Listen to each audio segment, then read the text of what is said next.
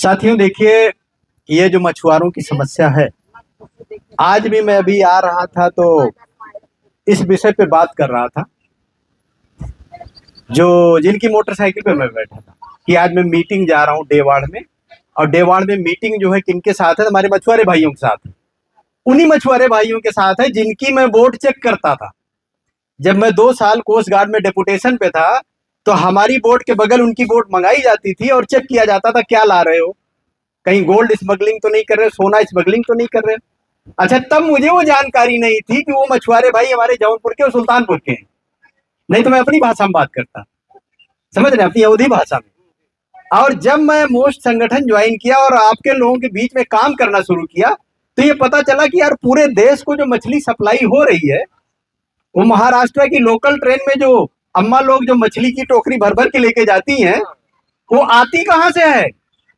तो हमारे उत्तर प्रदेश के जौनपुर के, मछली शहर के, सुल्तानपुर के, डेवाड़ के, लम्हुआ इलाके के लोग महाराष्ट्र में जाके मछली पकड़ के, और यहाँ तक सिर्फ महाराष्ट्र में ही नहीं, वो जो लोकसभा की कैंटीन में जो मछली बनती है ना, वो भी वहीं से जाती है। मैं प्रधानमंत्री मोदी जी और उनकी पूरी सरकार को आगाह करना चाहता हूं कि हमारी बहनें यहाँ पे आके आंसू बहा रही हैं। 2022 से मछुआरे पाकिस्तान में बंद हैं। जयशंकर के पास तक ये लोग गए हैं, विदेश मंत्री जयशंकर के पास तक ये लोग गए हैं, मोदी जी के पास तक गए हैं, योगी आदित्यनाथ जी के पास तक गए हैं। ठीक है, महाराष्ट्र सरकार में कानून नहीं हम बना सकते, हम उत्तर प्रदेश सरकार में तो कानून बना सकते हैं।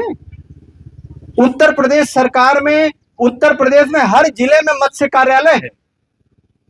एक उत्तर मैं तो निवेदन करूंगा, और जहां तक मुझे आशा ही नहीं, पूरा विश्वास है, क्योंकि हमारे राष्ट्रीय अध्यक्ष सैनिक स्कूल से पढ़े हैं। सैनिक स्कूल में सारी सुविधाएं होती हैं।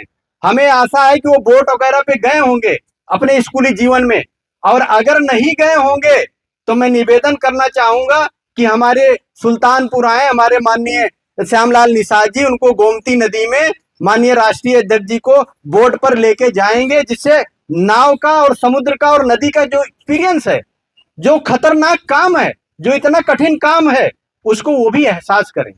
और मुझे विश्वास है कि जब वो एहसास होगा तो पहली बार ही ये कानून बन जाएगा कि उत्तर प्रदेश से कोई भी मछुआरा किसी भी प्रदेश में मछली मारने जाएगा तो उत्तर प्रदेश मत्स्य विभाग उसको एक प्रमाण पत्र इशू करेगा।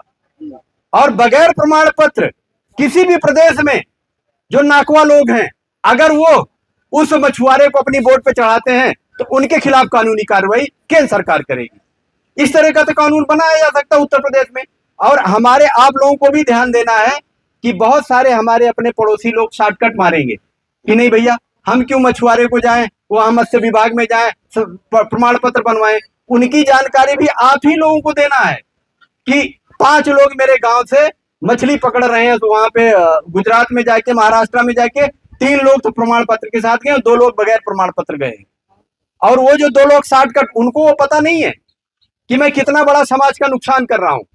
जब वो पता चलेगा तो प्रमाण पत्र बनवाएंगे।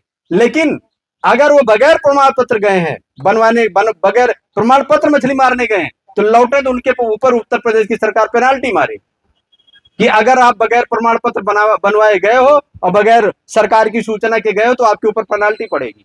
यहाँ पे हर जिले में रजिस्टर बनाया जा सकता है, मत्स्य वाले विभाग में रजिस्टर बनाया जा सकता है, उनका पंजीकरण किया जा सकता है, उनके लिए प्रमाण पत्र इशू किया जा सकता है। ये आप सबकी सेफ्टी के लिए है, मैं किसी के नुकसान के लिए बात नहीं कर रहा हूं। जैसे एक उदाहरण के तौर पर सरकार एक हेलमेट जरूरी करती है कि सब लोग हेलमेट पहनेंगे जब 2 व्हीलर बाइक चलाएंगे, तो सरकार का उसमें कोई फायदा नहीं है। हेलमेट आप पहनोगे तो सरकार को कुछ नहीं है, कोई टैक्स नहीं मिलेगा एक्स्ट्रा।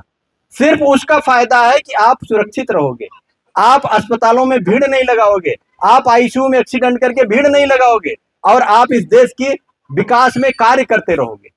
उसी तरह से ये जो प्रमाण पत्र आपको अगर उत्तर प्रदेश सरकार विधानसभा में कानून पारित करती है कि जो भी हमारा मछुआरा भाई उत्तर प्रदेश से किसी प्रदेश में जाएगा तो एक प्रमाण पत्र लेके जाएगा, बगैर प्रमाण पत्र नहीं जाएगा। अगर बगैर प्रमाण पत्र गया तो उसकी हम जानकारी करवाएंगे और उसके ऊपर हम पेनाल्टी डालेंगे। जब लौट के आएगा तो हर कोई प्रमाण पत्र के साथ जाएगा, और जब हर कोई प्रमाण पत्र के साथ जाएगा तो सीधी बात है उस प्रदेश में भी रिकॉर्ड होगा, उनको भी उसका रिकॉर्ड करना पड़ेगा। जब हमारे जैसे जो हमारे नेवी और कोस्ट गार्ड में अभी भी कार्यरत हैं, वो चेक करेंगे तो उत्तर प्रदेश से आया तो प्रमाण पत्र दिखाओ उत्तर प्रदेश का, वो भी चेक किया जाएगा।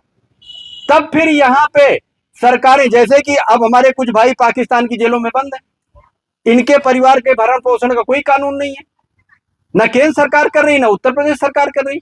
ये कानून भी पारित करना पड़ेगा, क्योंकि आप देखें कहीं कहीं तो बोर्ड लगा है कि प्रतापगढ़ की सीमा समाप्त, प्रतापगढ़ की सीमा शुरू जमीन में, लेकिन जहां बोर्ड लगा वहां तो पता चल जाएगा। आप खेत सिवान में जाओगे तो कैसे पता चलेगा मैं प्रतापगढ़ में हूं, मैं सुल्तानपुर में हूं? ये जमीन की मैं बात कर रहा हूं।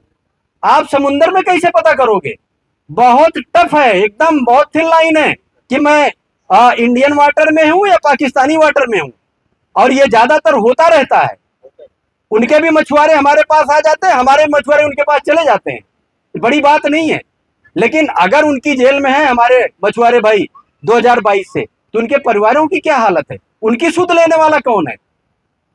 ये जो उत्तर प्रदेश का मत्स्य विभाग है, मत्स्य मंत्रालय है, वो कहां सोया हुआ है? मत्स्य मंत्री कहां सोए हुए हैं? योगी सरकार कहां सोई हुई है? ये सारी चीजें मैं आशा नहीं विश्वास के साथ कहता हूं कि माननीय राष्ट्रीय अध्यक्ष जी ने, जब माननीय श्यामलाल जी ने पार्टी ज्वाइन किया था तो उन्होंने खुद कहा था अपने मुंह से कि आज हमारे साथ जल और पानी को समझने वाले, अच्छी तरह समझने वाले श्यामलाल निषाद जी पार्टी में आ रहे हैं, बहुत बड़ा परिवर्तन होगा। तो माननीय राष्ट्रीय अध्यक्ष आप सबकी समस्याओं पर ध्यान देंगे और इस तरह का कानून जब 2027 में सरकार बनेगी तो कानून बनेगा इस तरह का, और आप सबकी मदद, आप सबकी सहायता 100% की जाएगी। अब जब कानून होगा तो हर किसी को करना पड़ेगा, हम लोग बना देंगे तो फिर सदियों चलता रहेगा।